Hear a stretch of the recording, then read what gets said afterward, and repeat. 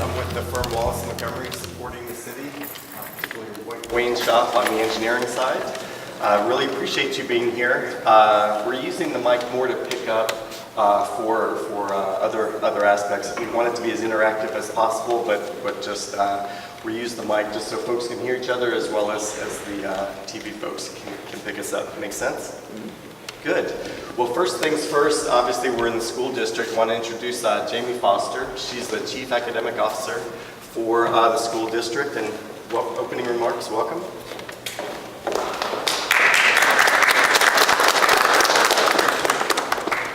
Thank you, Larry. On behalf of the superintendent, Dr. Sybil Knight-Burney, I would like to welcome you to the Harrisburg School District and here in our Lincoln Administrative Offices.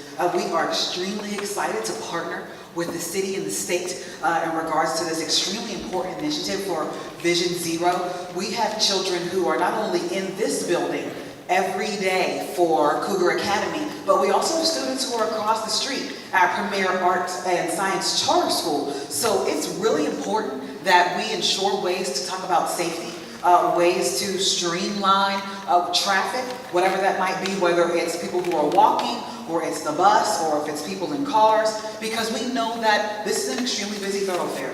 And children, as well-intentioned that we would love for them to be and paying attention, lots of times they don't.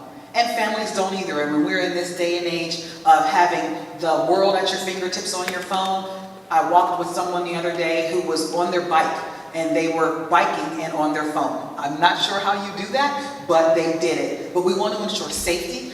We want to ensure that we have an opportunity to collaborate with the city, an opportunity to collaborate with the state. We look forward to whatever comes of this, whether it be minor solutions or major overhauls here on State Street. We definitely look forward to that. We look forward to the time that you'll have today and the next steps that come afterwards. So thank you so much for being here. If there's anything that we can do for you during your time here, please don't hesitate to let me know, and we look forward to serving you. Have a great day.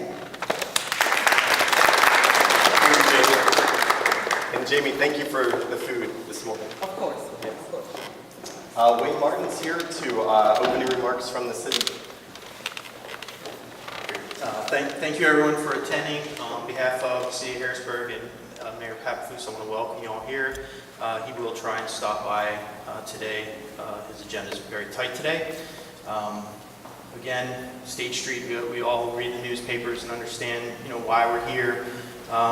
Early on, it dawned on us that, there's a lot of major stakeholders in this project, the community, CAT, the school district. I mean, something as simple as making sure that the school zone flashers go on before the kids arrive at school and not after they're already at school. Seems like a simple fix and solution, but we're not always updated maybe or on their school schedules and things like that, or dropping buses dropping pedestrians off where there's no accommodations for crosswalks. So we're here today to address those issues. This is not theater. We're not doing this for feel good and for the bananas and bagels. We're doing this for this is real, right? We're going to come with a priority list at the end of the day, and we're ready to get started on some of these things. I mean, whatever comes out of this, if it's line painting, well, we have a contractor that's ready to work at night, painting these lines, and we have a staff, and we have line painting machines. If it's signage, we have signs, we have small maintenance budgets. If it starts getting into these bigger solutions, well, then we're going to look for bigger pots of money, right? We have representatives here from PennDOT and HATS and other organizations. There's grant funding available. So don't think that we're just doing this for the fun of it. This is not theater. This is real. So please be open and honest, and hopefully we can come with some solutions to these problems. Thank you.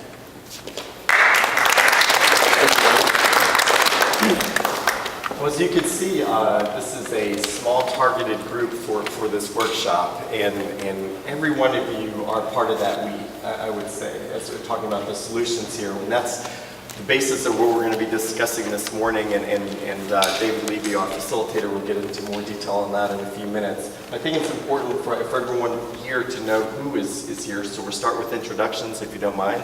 And we're just pass the mic if you don't mind. You want to start? Sure. All right. My name is Drew Stockstill. I'm a pastor and director of health ministries at Christ Lutheran Church on the corner of 13th and Thompson, kind of close to 13th and Dairy. Hi, my name is Will Weismantel. I'm with the part of the consulting team with Wallace Montgomery. My name is Roy Godfrey. I'm the statewide bicycle ministry coordinator for the Pennsylvania Department of Transportation. Corey Pop, I'm here with the PennDOT District Office, here with the traffic signals. Mike Sadler, Deputy Fire Chief, Harrisburg City. Hi, I'm Eric Kiner. I'm with PennDOT Traffic News as well. Hi, I'm Ron Jordan. I'm here with Capital Area Transit. Hello, I am Laura Heilman with Commuter Services of Pennsylvania. Ron Swiller, Recycle Bicycle, Harrisburg. Andrew Baumberger with hats. Nicole Smith, I'm from the City of Newark Health Bureau. My name is Evelyn Hunt. I have lived on State Street for 56 years. I'm Pam Goodwin, I'm a community resident. I'm Jeffrey Knight. I'm the planning director with the City of Harrisburg. Hi, I'm Lisa Jenkins. I'm a resident of State Street. Hi, I'm Linda Knapp, the Risk and Safety Officer with Capital Area Transit. And I'm Justin Lehman with the Pennsylvania Department of Health, and I work with communities to increase or enhance access to places for physical activity and focus on quality. And I'm Andy Durham. I'm on the consulting team with Wallace Montgomery. Thanks. And we have one other speaker who will be coming. His name is Matthew Rowe. He's actually with the national organization, National Association of City Transportation Officials, who provides best practices guidance on this type of work. They have about 50 member cities included, Harrisburg. And so he's going to come in and bring a broader perspective to help us. But with this great group, we need a facilitator, right? To make sure we move along. So David Levy is here to facilitate us. He certainly has a background in facilitation, but also in urban city planning specifically. So he has the expertise, but also background to move us towards the solutions that we're going to discuss today. So I'll hand it over to David. Thank you, Larry. Appreciate it. Welcome, everyone. We really appreciate you all taking the time out. We know you have busy lives and I think other things going on. And we've asked you to come here for half a day. We are going to feed you, so please eat, drink coffee, eat. We'll have lunch as well. We're also going to move you around a bit, so we won't be sitting in this room the entire time. So I am David Levy. My firm is Illuminate, and we're on the consulting team. Other members of my team, Kyle Duarte, behind you, and Matthew Sampson, who's at the sign-in table. And if you have any questions at all during the day, ask anyone from our team or from Wallace Montgomery for help. We'd be happy to help you. So, here's what we are going to be doing today. We're doing welcome overview right now. And, take advantage of the different people who are in the room. We purposely invited a mix, the mix that's here, residents, city officials, state officials, transit officials, other stakeholders. So we very intentionally invited you folks so that we could have a really good, thorough conversation. In order to sort of help define the problem, everyone here probably has an idea of what the problem is or what the problems are, or your own perspective. We're going to have 4 speakers now come up and tell you their perspective about the problem, and a little bit about the data collection that we've been doing. And also during the day, you'll notice these roll maps on the back wall. This is accident and bus stop data. We have the lighting data. I don't remember lighting data. So feel free to just look at those and also to pay attention to these boards, which will explain more. Okay, with that, I'm going to invite Wayne back up. And we're going to spend a few minutes just defining the problem. So Wayne, if you would just talk a little bit from your perspective. 2 minutes. 3 minutes. 2 minutes, right? So, my perspective as a city engineer is very limited, and I'll admit to that. I get to see State Street, 9-10 hours a day. Rarely do I come out at night and observe some of the problems. 5 fatalities on State Street in the past 20 so months. all occurred at night. So I don't even observe State Street when when these fatalities are occurring. We know that the lighting data is what it is and could use some improvements. I know how the signals are operating just from the computer and what it's telling us, and perhaps pedestrians aren't getting enough time to cross the street, and so they're crossing at will, wherever, whenever, without controlled crossings. Speed, we have speed data that tells us speed is definitely an issue. There are ways to manage speed. I think speed differential is always a problem in urban environments, and by that I mean cars are traveling at different speeds than bicyclists, and they're traveling at different speeds than pedestrians, and trash trucks and all those things that happen on our streets are different than what happens on a highway where everybody's doing 70, right? So speed differential is something that we definitely want to consider, and yep, that's pretty much what I have, and I guess next is, yep, go ahead. Thanks, Wayne. Okay, next we have Lisa Jenkins, who is a State Street resident. Has been with us, working with us for the last, couple of months, but living here way longer than that. And Lisa, could you come up and just spend a few minutes and give everyone your perspective? Good morning again. I'm Lisa Jenkins. My perspective is why I really got involved in this program was because my son had got hit last year in August. He had his arm broke in 3 places, dislocated shoulder, concussion. It was a hit and run. But then not only that did I do anything, a neighbor of mine had got hit and she was killed. But it has been more than just them. It has been people getting hit and killed, and people that I know of and people that I don't know, bicyclists, where it's not safe for bicyclists to ride or any pedestrians to walk, and even in the crosswalks, we're being ran out of the crosswalks where the cars are turning and they're not allowing the time to cross, and you're just crossing at your own risk.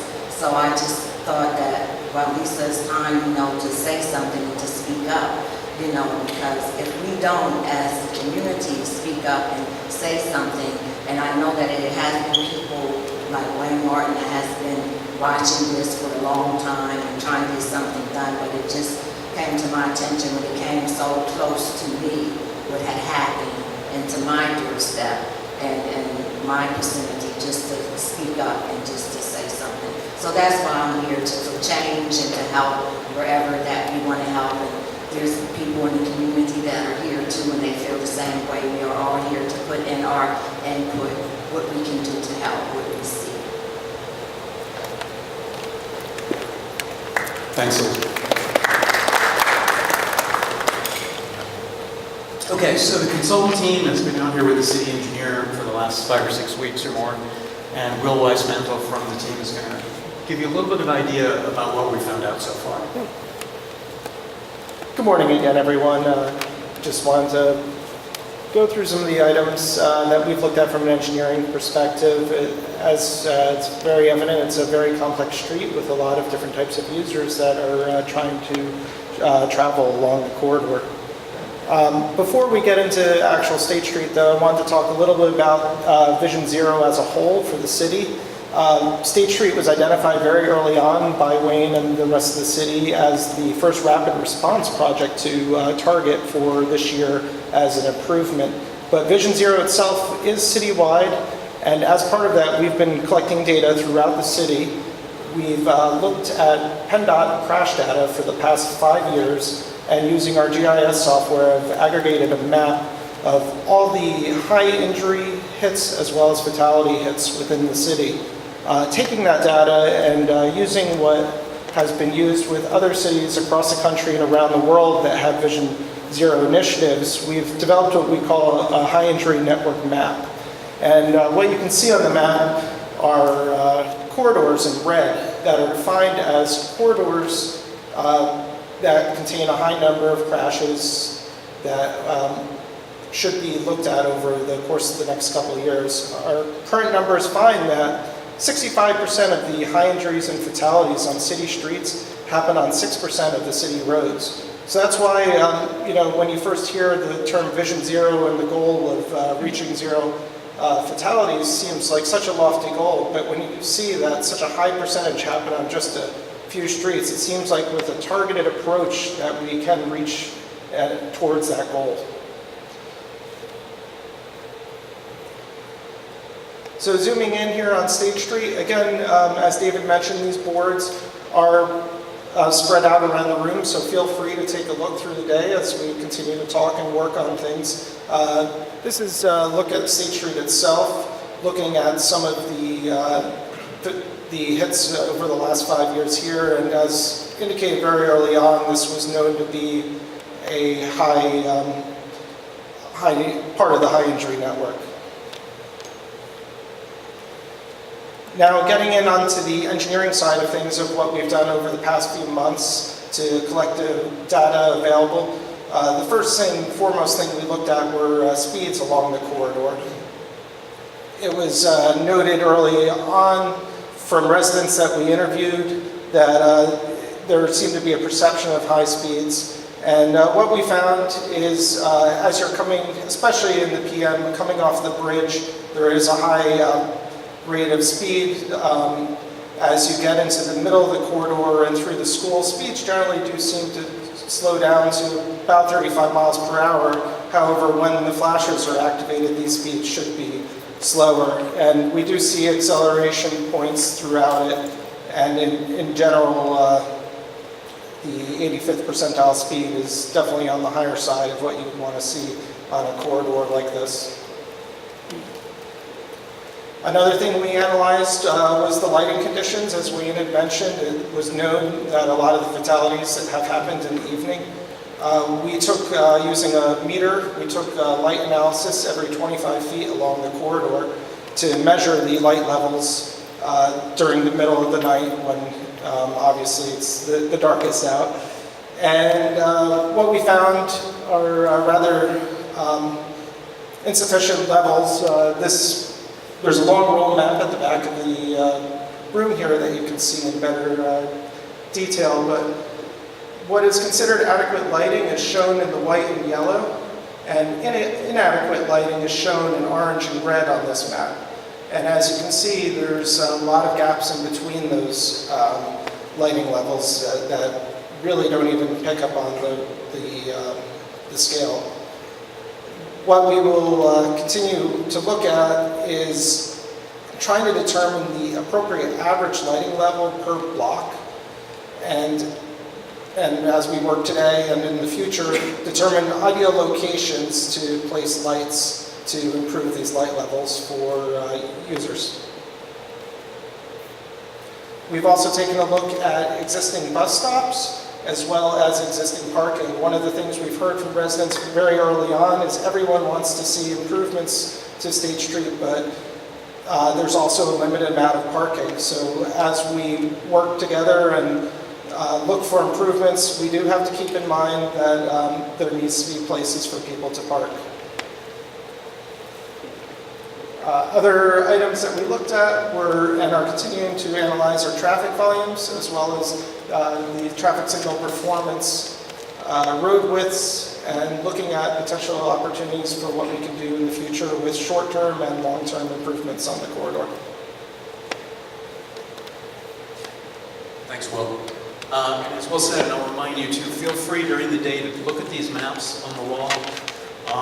And actually, I forgot to mention we have a blank map, a roll map of the entire State Street corridor to my left.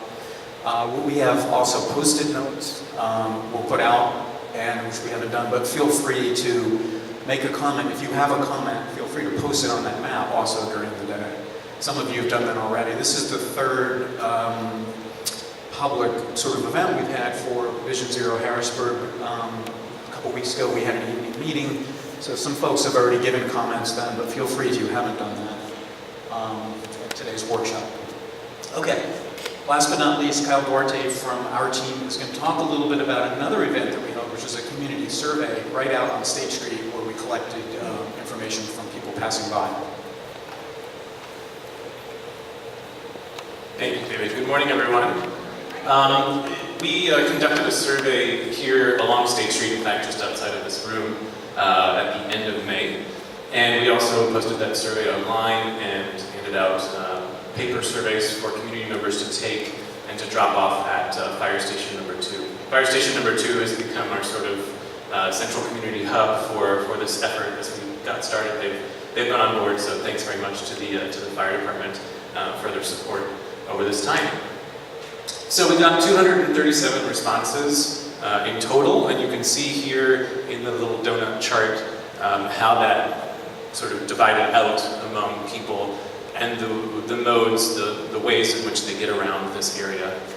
We had a lot of people who walk through the neighborhood, so those would be the orange folks. We had a lot of people who said that they mainly bike through the neighborhood.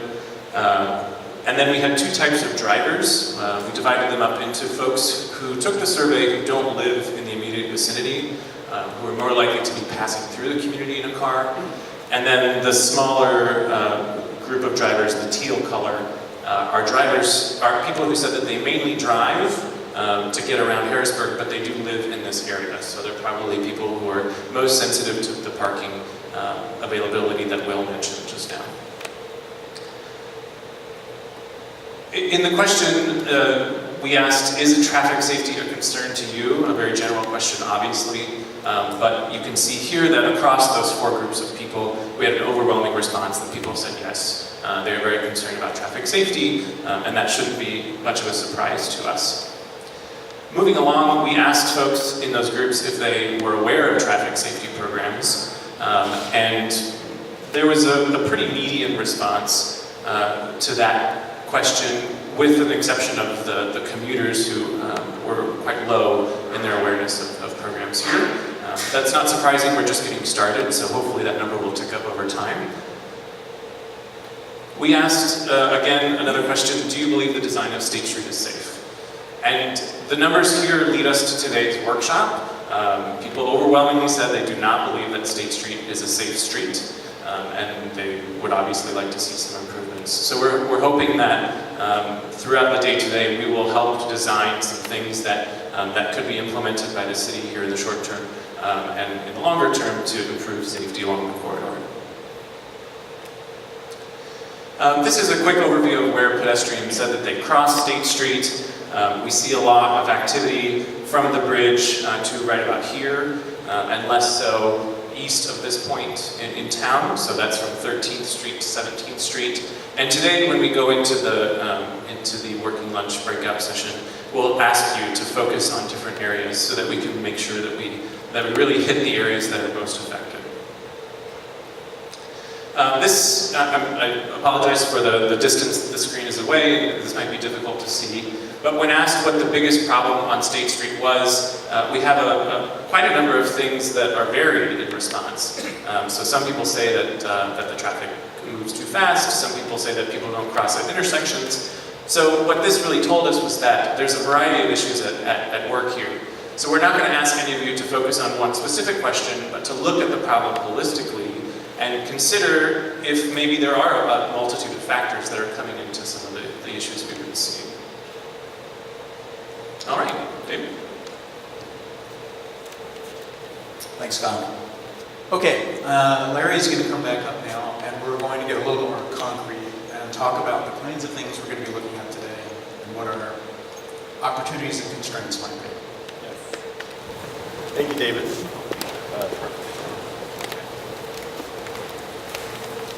All right, developing solutions. Well, first things first, why we've invited this group, mentioned this before, but the folks in this room make the difference in your roles, in your day jobs, as well as here today in the workshop as we roll out the plots, work down the street, have some background from this discussion in Matthew Road later as to the type of solutions we can do it out in the street. But certainly it's beyond what we can do physically in the street. That's what we're going to talk about a bit now.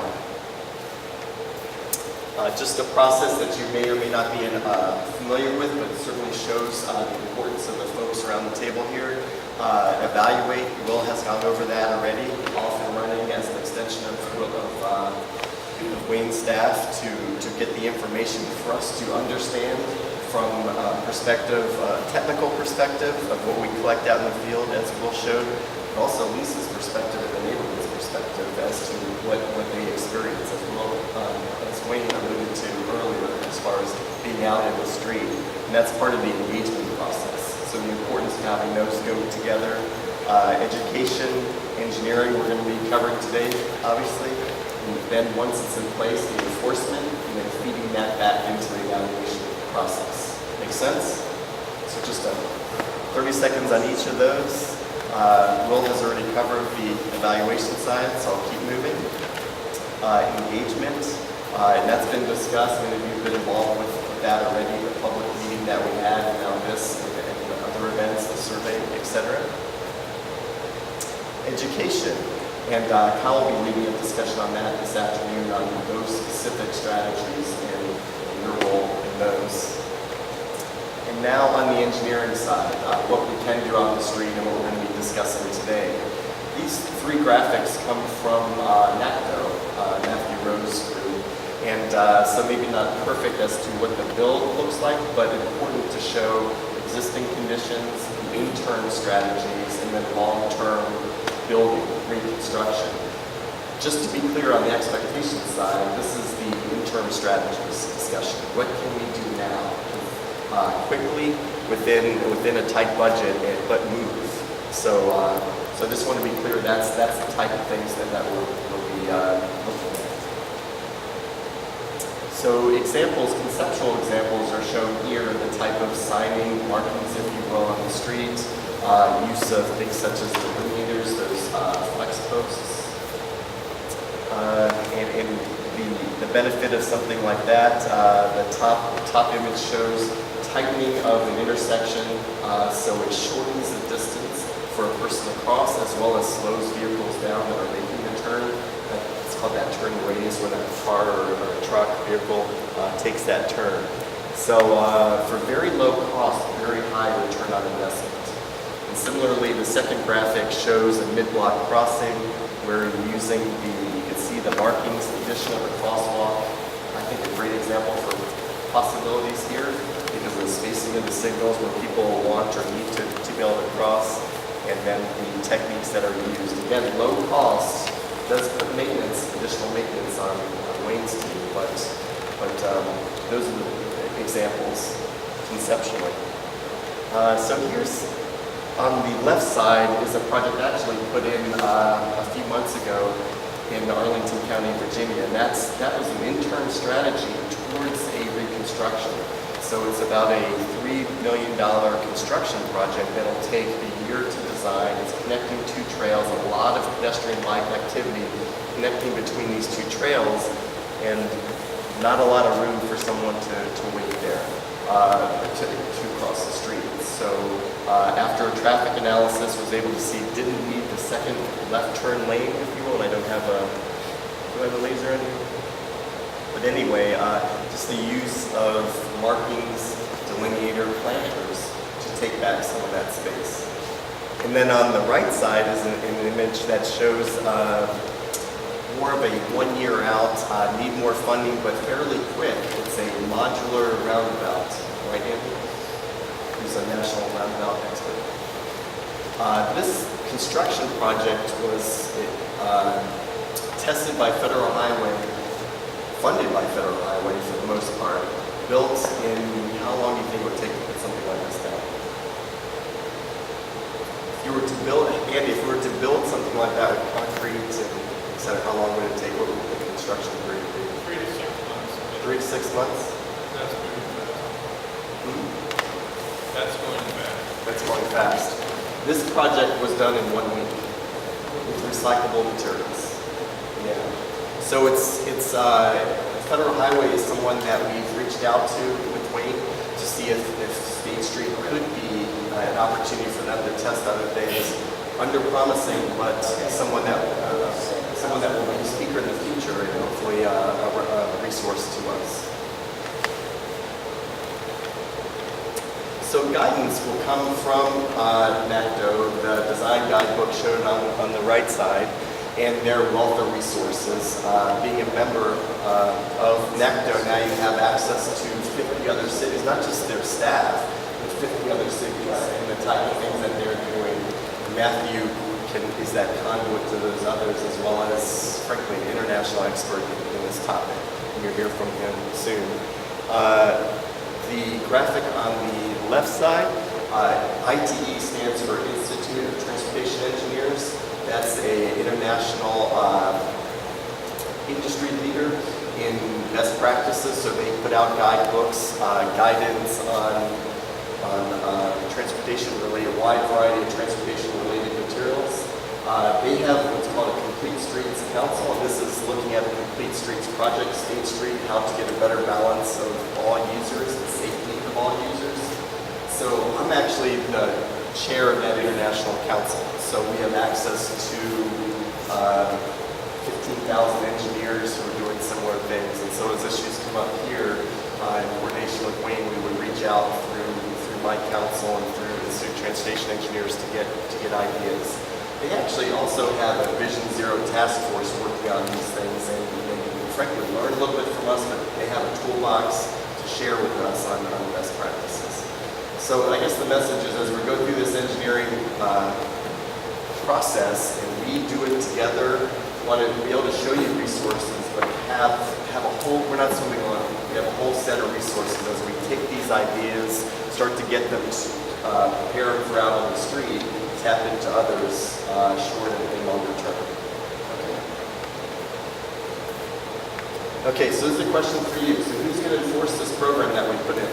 So that whole circle of life, the whole circle of ease. Who's going to do the enforcement?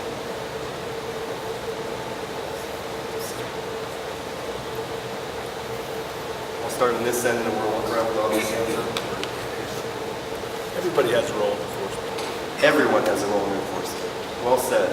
All of us, right? If you see someone out on the street not conducting themselves safely, politely, to help, we want to change that culture, right? We have to change the culture. And that soft education / enforcement is very important. So from an engineering standpoint, it's not all on Wayne. From an enforcement, it's not all on the police. Education, it's all of us. This is the message I wanted to send and while we're here. Okay, this is what we want you to do. You're in teams. Each team is going to be given a different location. Walk up and down State Street and tell us what you see.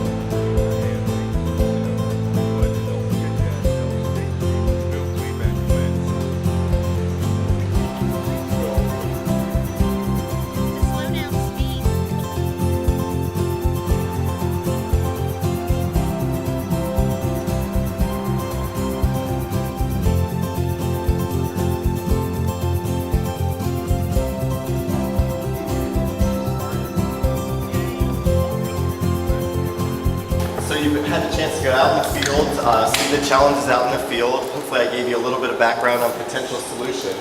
But we have Matthew Rowe here, as mentioned earlier, from National Association of City Transportation Officials, to add a broader perspective, more creative perspective, to show us before you start drafting solutions, just to give you some great ideas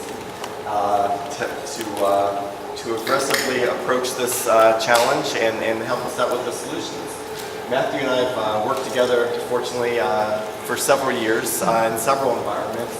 He's the director of NACDO's City Design Cities Initiative, and is the brains behind the operation of several of their guidebooks that many folks internationally use, and Harrisburg as well. So it's my privilege to introduce Matthew. Thanks, Larry. Hi everyone, I'm Matthew Rowe. So I lead NACTO's technical work in North America. Harrisburg is a member city of NACTO, and I'm here to serve you as a member city.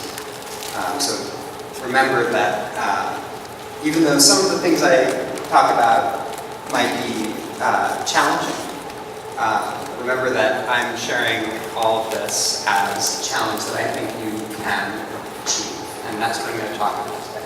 That safer streets, better streets are within reach. Before I start, this is a personal topic for a lot of people. So I want to ask and everyone to raise their hand if they've ever been involved in a car crash of any kind, inside, outside the car. It's pretty much almost everybody, one time or another, to be certain. Now, keep your hands up, keep your hands up. Now, put your hands down. Now, anyone who doesn't feel comfortable participating, don't participate in this part. But put your hands down if it was just offended, property damage only. All right. Now, put your hands down if everybody walked away and there were no long-lasting consequences. Okay. Now, I want you to look around the room now. Put your hands back up if you know somebody personally, not a friend of a friend, but you knew somebody personally who was affected by a serious crash. So look around the room. This is something that affects every single one of us. That's why I'm here, and that's why I hope that we can do great things here on State Street and in Harrisburg. I want to ask, why is State Street so risky? I'm not going to answer all of these questions right now, but I want to put up some context and talk about how different State Street is in some of its, what I might call the risk profile, from a lot of other streets in the United States. And a lot of the other streets for which we've got a good toolbox, right? I think we've all heard about traffic calming, probably. Raise your hand if you know what a speed bump is. Okay. There are a lot of things that we know how to, there are a lot of types of streets that we know how to work on as a society, as transportation experts. The transportation field has really straightforward answers. But when you get to bigger streets, the questions are a little bit different. So let's look at some of these streets. I'm gonna, since these numbers are small for you guys now, I'll just put this in context. In the 5 traffic deaths that happened in 20 months, State Street ends up with an average of 3.5 fatalities per year. That's over 5 per mile of street, just on this segment of street. And there's another way to think about, there's a way that sometimes transportation departments think about safety. They sometimes think about it as how many bad things happen per how many good things that are happening. And if what you think is good is the amount of traffic moving on the street, and what you think is bad is obviously people being hurt, then you might denominate it, you might put it under by how many 100 million vehicle miles are traveled in. I'm not sure I agree with that method, but the point here is that no matter how you slice it, State Street is way more dangerous than the average PennDOT route. 5 deaths per mile versus 0.02 on the PennDOT non-freeway network, right? So all the surface streets that PennDOT owns, all the arterials, all of the rural highways, 0.02 per mile. And 1.5, 1.6 per 100 million vehicle miles traveled. So State Street is in the range of dozens of times dangerous per vehicle trip, and it's hundreds of times as dangerous per mile of street. But what's even worse, when you're talking about those streets compared to them, are you talking about streets that people literally cross? No, not usually. And that's exactly why we have a very different environment here to work on. And that's why the solution is going to have to be something that works for people who cross the street. Just to compare, in New York, I'm originally a New Yorker. Back in the 90s, there's a street called Queens Boulevard that was called the Boulevard of Death in the Daily News and other press. And that's because in 1 year, just 1993, there were 24 people who were killed on that street. But it's 7 miles long. That means that even at that time, something that got headlines for years in New York City, at a time when New York had not a lot of money, had a lot of other things on its mind besides traffic, safety, besides traffic violence, it got together. And it really got a lot of people's attention that this was happening. Now, you've got a street that's considerably more dangerous than that. So that's something to think about. The other thing to think about is that now, Queens Boulevard, see that number down at the bottom? It's a big fat 0. And that's because of the kinds of things that we're going to talk about today. There's another question, which is why are the safety outcomes for people so unequal? Why is it that where you live and how you get around and how much money your grandparents have affects your level of risk? That's something that shouldn't be true. And that's something that we can do something about. And I think we can all agree that that shouldn't be true in our transportation system, that we should have and can have an equitable transportation system. And that's one of the foundations of Vision Zero of this summit. So who's responsible for fixing this mess? This isn't Harrisburg, but this is a 5-lane arterial street in a major American city with stuff on both sides. Who's responsible for this? Who's responsible for being safe on this street, for making sure that the street is safe? Is it anybody who's in this photo? Who says no? Why?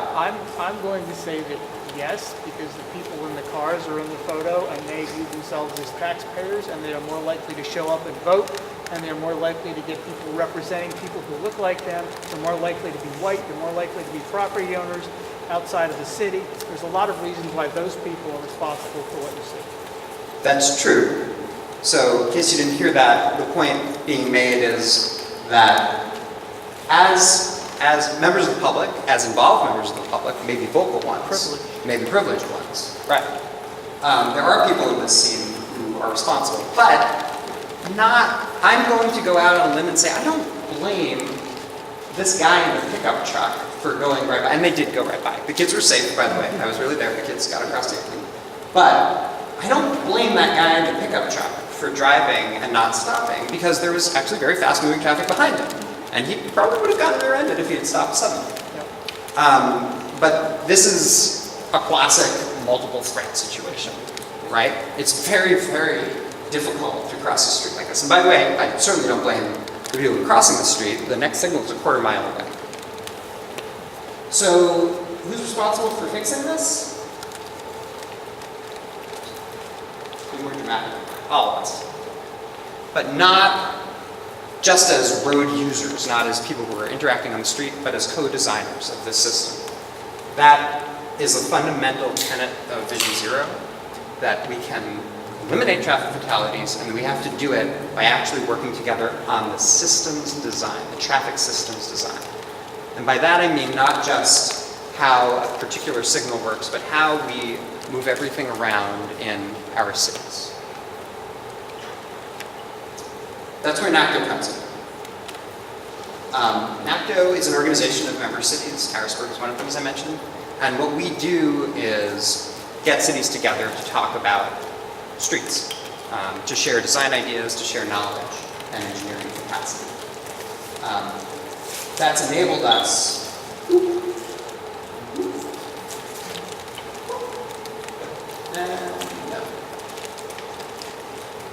All right, we're going to go back over here. It's okay, I'll get a little less fun, but a little faster. That's enabled us to do things like the Urban Street Design Guide, which using as its basis the actual design experience of US cities, traffic engineers, urban planners, city officials, we were able to create a new design guide that allows cities to actually do what they need to do to make their streets safer, instead of trying to apply highway-based standards to city streets. And that's really changed how things work.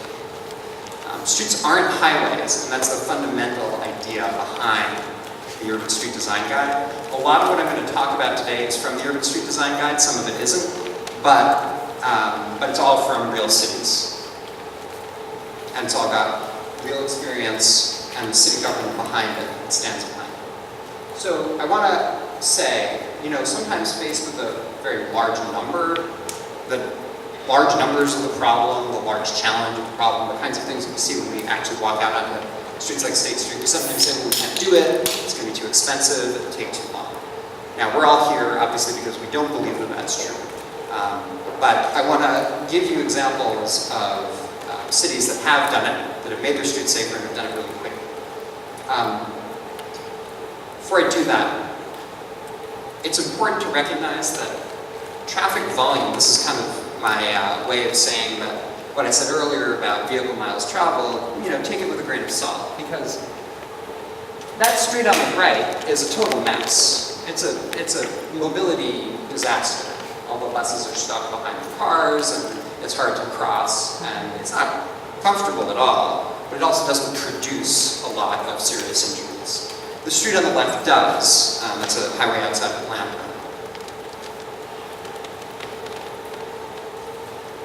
So there's a certain anatomy of streets that keep coming up as you look at streets all around the country. And even though you might only have one or two streets like State Street, there's something like it everywhere. And so by learning across cities, we've been able to kind of figure out what's going on. One is long distance between signals, multiple lanes, wide lanes that are wider than they need to be. Lack of street lighting, pretty common problem. Traffic moving very quickly, in part because of long distance between signals or the way the signals are operated and designed. Crosswalks without any kind of protection at all, sometimes without even refuge, and unprotected bike lanes. Or no bike lanes at all. High speed plus very few crossings yields a high number of people killed or severely injured. And I want to reiterate, the people aren't the problem. I don't know if you can see this, but it says in a Boston accent, it says "use your blinker," and then this is New York. I don't really know what this guy's doing, but he definitely isn't going to wait for the signal. But these are Boston and New York, actually two of the safest cities in the United States. Seattle is the third in terms of traffic fatalities, right? But it's definitely not the people, right? We're not better behaved in New York. We're not more compliant. It really is about lower speeds, which lead to less risk. You've probably already heard a statistic like this, so I won't repeat it. Giving people more chances to cross.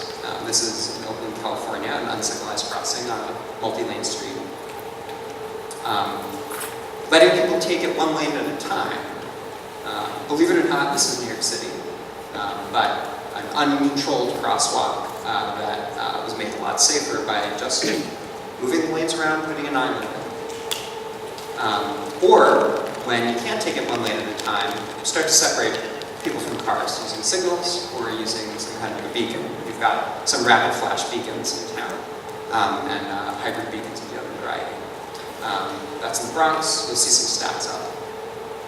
Last principle, second to last principle, if you've got signals, you want to keep pedestrians moving and let them go first. I can talk a little more about that later and be happy to, but I'll probably leave that for Q&A. This is just an example of a leading pedestrian interval where people walk first before traffic gets its green light to turn. When you put it all together, you can make crossings stand out. So remember that anatomy of a dangerous street is a very similar street, right? But these are not fundamental changes to the street, or the way it works. They're just small tweaks. We'll get to the fundamental changes after this. These are a median refuge. Rapid flash beacons to make sure that drivers who are approaching know that there's actually somebody there. And it's okay to have a push button if you get immediate gratification, right? You press that button and then you get to cross immediately. That's very different from pressing and then waiting for the whole signal cycle. And narrower lanes. Some cities have even gone all the way to say, here's this hierarchy of what we're going to do in different situations depending on how many cars are going through the corridor and how fast the traffic is going, how wide it is, and whether there's a refuge island. And so can you get away with, can you just mark a crosswalk? Will that be safe? Or do you need to do something more? Do you need to put in an island? Do you need to eventually put in a signal? I want to draw your attention to something that right now, and this, by the way, is based on some very systemic research by a guy named Charlie Zagier, who reviewed thousands of cases and came up with this hierarchy of what you need to do to make a street safe to cross. Just want to point out, right now, in this very last column over here around 40 miles per hour and multi-lane, and in the highest vehicle volume range, State Street, if we were in this jurisdiction, that's Portland, if we were in this jurisdiction, they would say, well, we can't just mark a crosswalk. That's not going to be enough. It's not safe. We would need to put in either a hybrid beacon, right, where you can press the button and you get a walk, and the cars get a red, or a full traffic signal. But that's because of how big the street is and how fast the traffic's moving, not because of how much of it there is.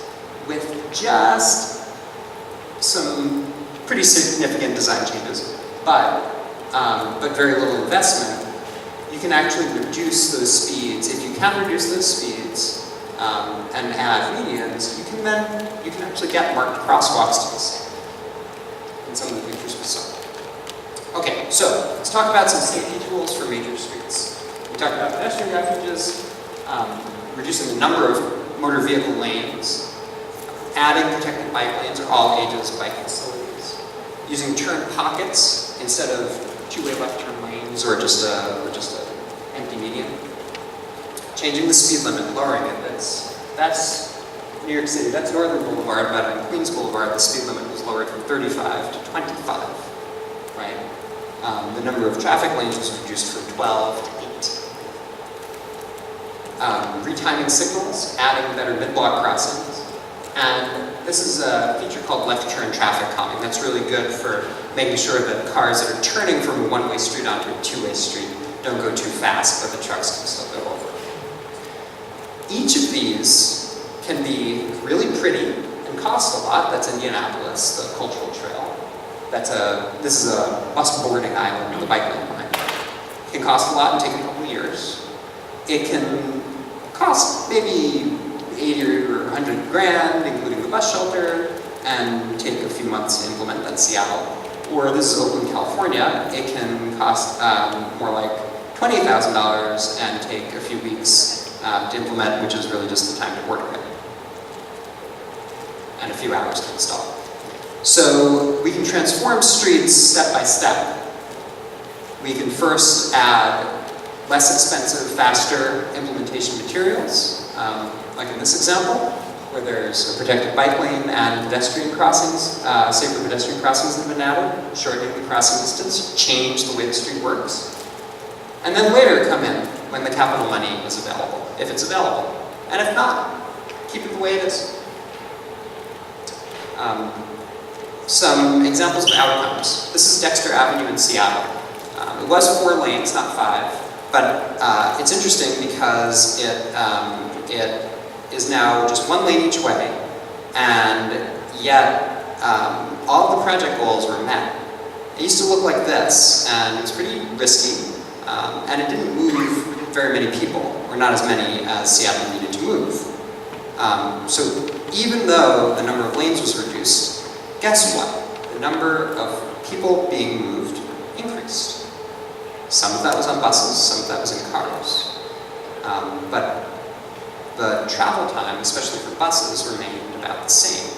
It was more reliable as a street. Now, a lot of that has to do with the way they worked with their signals. But the key thing is, more people moved and fewer crashes. Almost as many cars as State Street has today. There's a larger street, 4th Avenue, Brooklyn, a street that I actually worked on, where previously there were 6 lanes that weren't quite full lanes sometimes and didn't do what they needed to do. Cars that were turning left kind of hung out into the left lane. Cars that were double parked kind of hung out in the right lane. So we organized the street. We provided 2 lanes each way. They actually ended up being slightly wider than before. And we were able to provide space for pedestrian refuges where there had only previously been these inaccessible medians that didn't go into the crosswalk. And at some locations, we were even able to add refuges where there had only been a 2-foot wide concrete strip before. So the results speak for themselves. In the years before, there was a stat that's not on here, but that I can note because I worked on the project. The years before this, there was an average of 1 to 1.2 people killed on the street per year. Some of them in cars, some of them on foot, some of them on bike, and some on motorcycle. Since implementation was complete, there hasn't been a single fatality. That's very serious, right? You know that you've done something right when that happens. And now it's going to be, in the next stage, it's going to have protected bike lanes.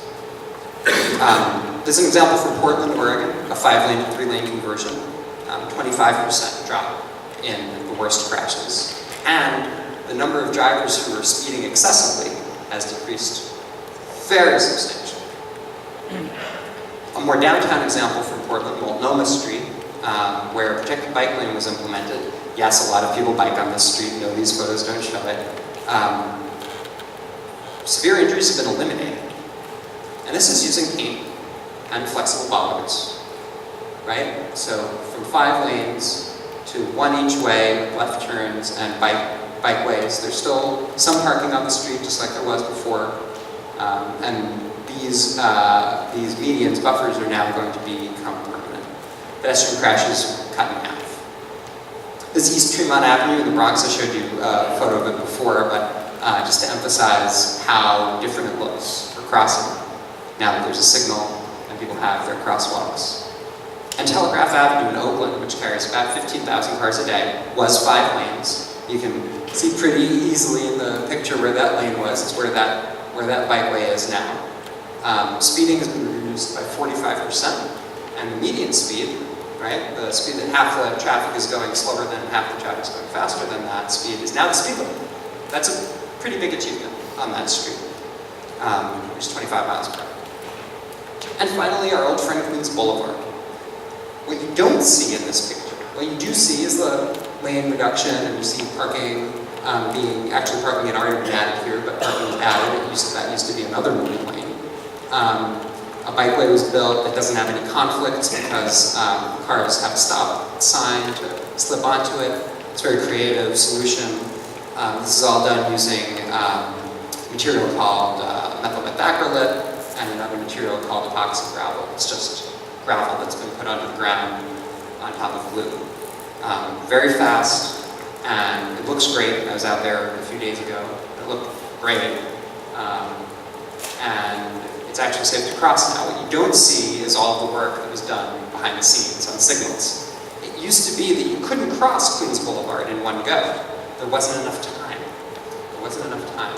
It was timed so that you had to stand on that median and then cross through the middle and then to the other service road median. But guess what? That service road is signalized. So you were actually crossing 3 times. We were asking people to cross in 3 stages. Now, you don't have a street like that here, but I bring this up because it illustrates one of my earlier points, that if you let people keep moving on foot, if you let people keep moving, they're going to do what you intend them to do. And that's going to create a safer crossing and a safer street overall. Now, this is important. As we build out things like bikeways, as well as pedestrian infrastructure. We already have pedestrian infrastructure in place in Harrisburg, for the most part, right? Most cities that I work in are like yours, where there are sidewalks, there's a road bed, and that's kind of it, right, on most streets.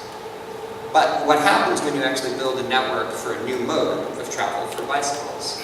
As you increase the amount of lanes, you get more people biking. You get more people biking. what do you think happens to the number of crashes involving bikes? You know what I'm going to say. Come on, we're going to go down, right. So, the risk per cyclist is cut in half, right? In every city that's done this, this is an analysis of 7 major US cities. Wow. And that's because protected bike lanes in particular take that space that cars were using for speeding and they do something else with it, right? They create a safe place to turn, they create a safe place to park, they create a safe place to wait while you cross the street, they create a safe place to bike. But it's really not about the bike. It's really about managing the way that the street works and changing the way it works at a fundamental level. So we have the tools we need. We can act quickly, even when it's complicated. And we can create safer streets. Thanks very much.